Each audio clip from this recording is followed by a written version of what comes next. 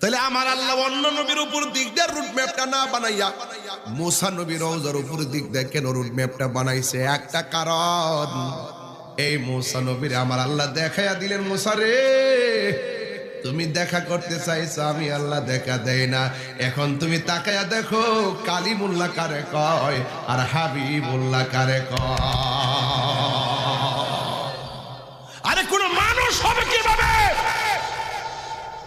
আরে মানুষ তো পড়ে, সাহাবী তো পড়ে, কোন নবীর সঙ্গেই তো নবীর তুলনা হয় না।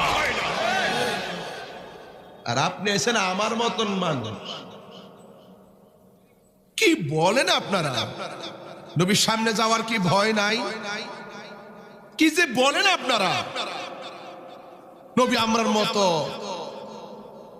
নবী আমরার মতো মাটির তৈরি, আমরা কি মাটির তৈরি? কইতারবো আমি?